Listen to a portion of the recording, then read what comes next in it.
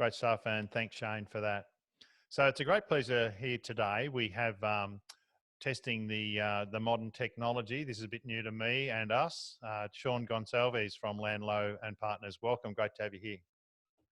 Thanks, Martin. Great to be here with you, mate. Yep, learning the Zoom stuff myself. So, yeah, it's interesting and challenging times, and I wonder. And thanks so much for sticking with the commitment to help us out today. And really interested in some of your insights on the current environment and what you're finding. And perhaps you could start by telling us a bit about yourself and your business.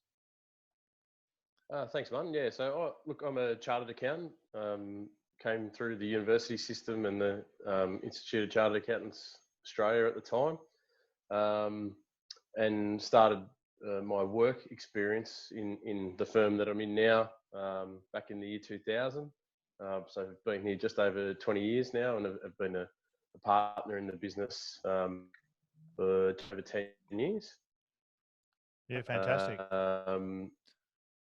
So they're in Richmond, and tell me a bit about the types of clientele that you look after and the principal business that you do there.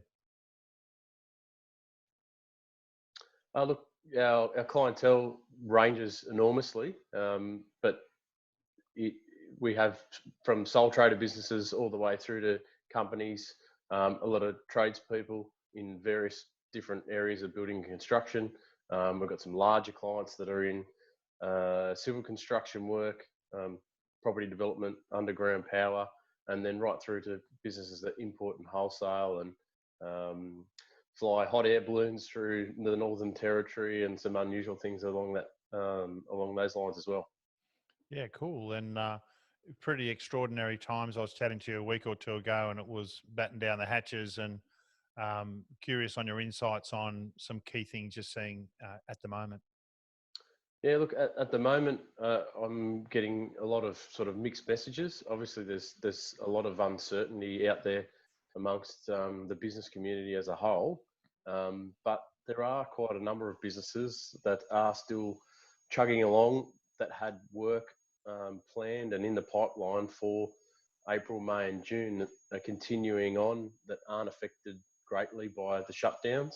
But then we're seeing the flip side of the coin as well. The ones that are completely in lockdown mode, the cafes, the restaurants, and other businesses that rely on maybe the pubs and club circuit for their supply chains, or they're the major customers lie in those areas as well. So that in particular is causing some, overnight, pretty much extreme financial hardship situations where a business has lost 100% of its client base or 100% of its revenue overnight in some cases. So, a mixed bag, but some really difficult circumstances at the same time. Yeah, that's a tough one, and something I know we've talked about before and I'm passionate about is rainy day funds and people having backstops and contingencies, and terribly hard to plan for something as drastic as this. But and looking forward to hearing some more about some specific measures a little later. One that I might just roll into now, given the technology challenge we've got, is curious on what you look for in a mortgage broker, and also any sort of tips in life or in business you might want to share with us.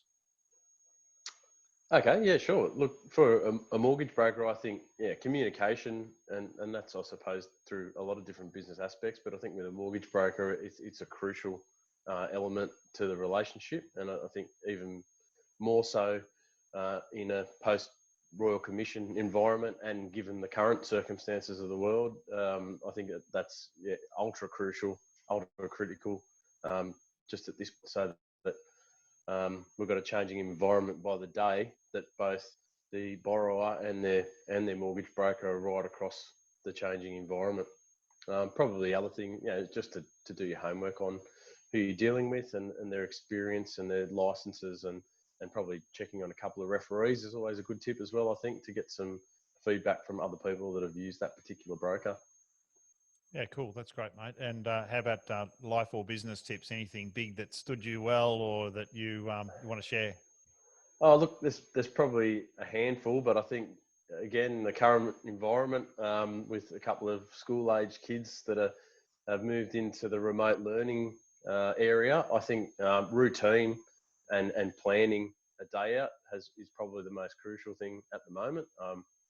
I know that planning for the kids in their homeschooling stuff, trying to base their day around a normal school day seems to be a really handy way of getting them focused on what they're doing, giving them their breaks for their lunch and recess like they normally would, but then adapting that to a work day as well. If you're working from home, using that same system of, if you normally start at 9 o'clock, make sure you're sitting down at 9 o'clock, have your coffee break at 10:30 and plan your day as if you were in the office. Yeah, cool. I'm a bit of a process guy, so I love that stuff, but I'm not sure if everyone's going to love it, but that's okay. Well, that's great. I'm going to switch gears now, and we'll just move across to a couple of specific areas. So Sure. one tick.